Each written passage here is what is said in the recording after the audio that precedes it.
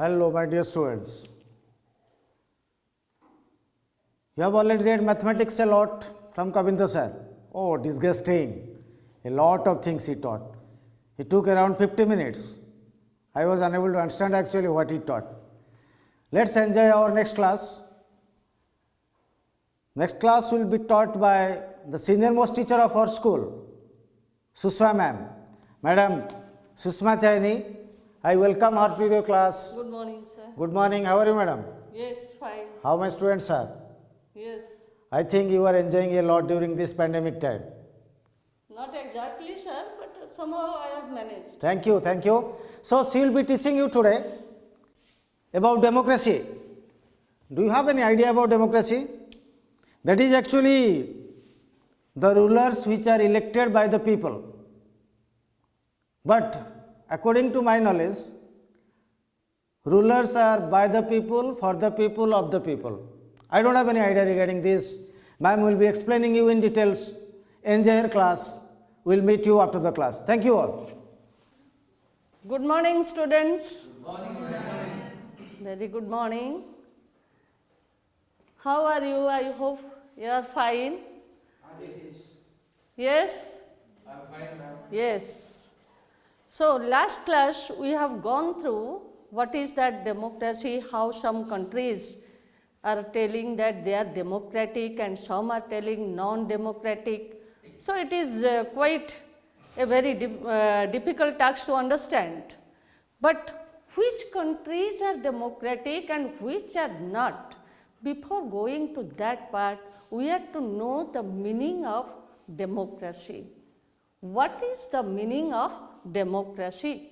Your second chapter, that is, what is democracy and why democracy? So, you can write it down, what is democracy? Democracy. Why we need democracy? That is the second part, that we will continue in our next class, but the short meaning that we have to know. This is the simple definition of democracy.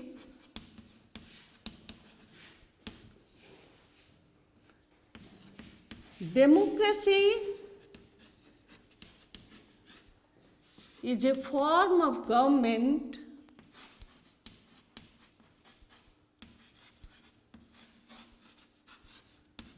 in which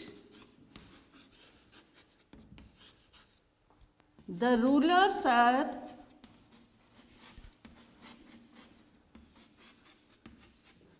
elected by the people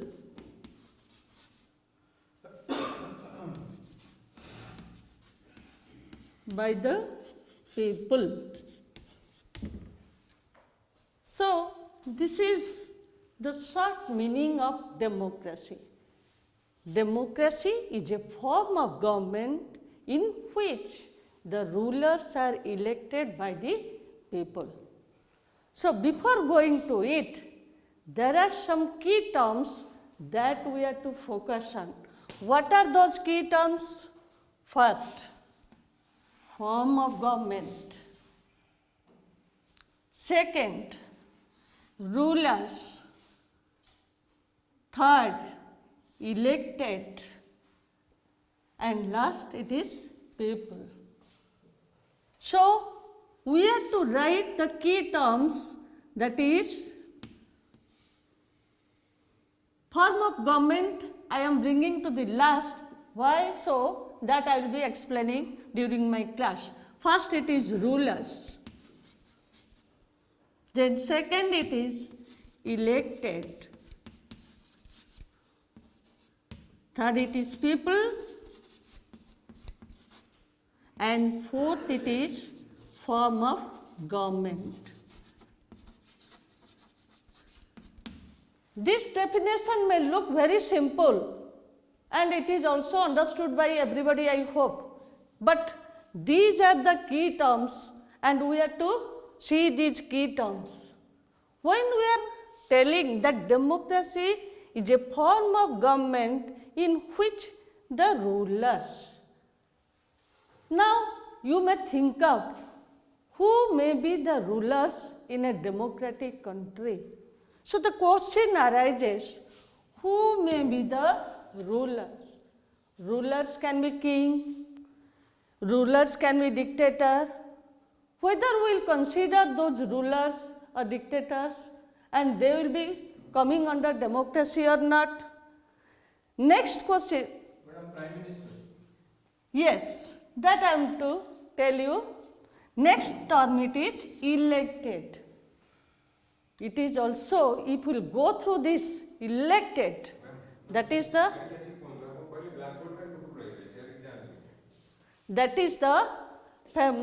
key term.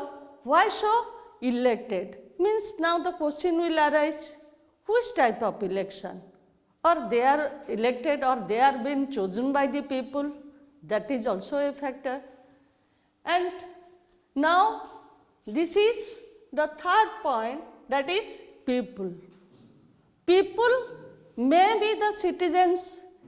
Who are the people who are to choose the rulers, who are to elect the rulers? Whether all people will be included in the process of election or not, that is also a question mark. Then who are the people who will choose the leaders? And which form of government? As we have seen that dictatorship, monarchical, kings ruling, everything we have seen in the last class.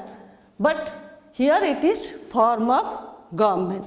So these are the 4 key factors and we are to go through it in detail. In this context, I will give the example of Pakistan. Pakistan, during the time of Parvez Musharraf, General Parvez Musharraf.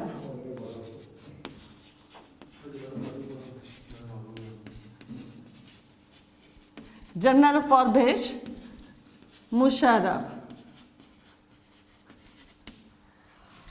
General Parvez Musharraf, he led one military coup in the year 1999. Sir. 1999. He led one military coup and dismissed the democratically elected government. Okay. So, after dismissing the democratically elected government, he declared himself as the chief executive or the president.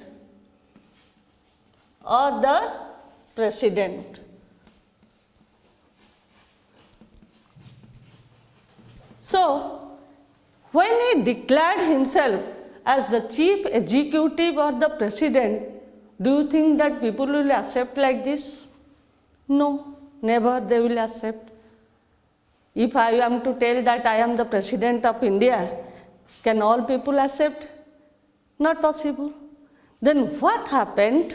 After that, he thought how it should be accepted by the people, for which he offered one referendum in the year 2002.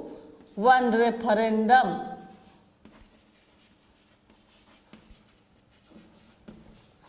He issued one referendum, that is to take the support of the people who are coming in favor of Parvez Musharraf, who are not in Parvez Musharraf. Okay. So when he issued that referendum, supports came from everywhere. And he is declared as the president. So this is the thing with General Parvez Musharraf. But what happened that when he came to be known as the president of India, immediately he dismissed the national or provincial assemblies. Here, national and provincial assemblies.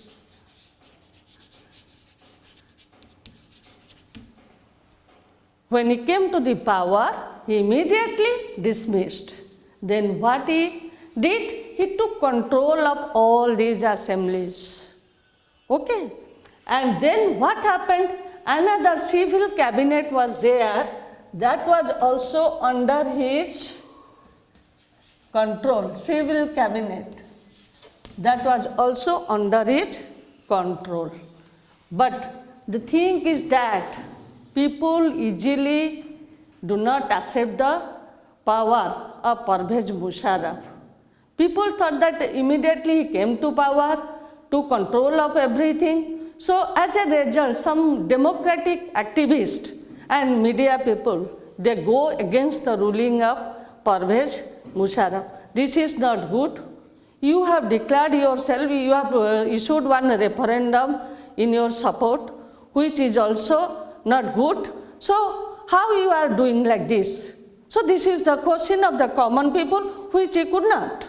So as a result, what he did, when he took control of this cabinet and also the national and provincial assemblies, he allowed the army officials to join these assemblies. So majority were the army officials. Army officials. So majority were the army officials. So in this case, what we are seeing that neither he is elected, that I have already told you, nor he is taking the support of the common people to include them in the national or provincial council. In which way? In no way he is following the democratic practices. Because already we have seen in our definition that the rulers are elected by the people. Who is to rule the country must be elected by the people. Anyone cannot come and tell that I am the ruler. That we have seen in case of Myanmar, how the dictatorship of Pinochet, and also we can take the example of kings of Nepal, Saudi Arabia. They are born by leader. So in this case, we cannot tell them that Parvez Musharraf is following the democratic principle, and the basic thing is that he is not elected. So here he is violating that principle. So under Parvez Musharraf, Pakistan is not a democratic country, even if he is declared as the head of the country. So this is the simple definition, and with the definition we have gone through the example to clarify this one, that the form of government and the rulers, elected people, all these factors taken together we have associated with the ruling of Parvez Musharraf, and we have seen whether it is democratic or non-democratic. So when the question is coming like this, we are to see the features of democracy that we can continue in our next class, children. So this is the simple meaning. You are to write it in your copy and come with proper preparation to go through the features of democracy in the next class. Okay, children? Thank you all. Bye-bye.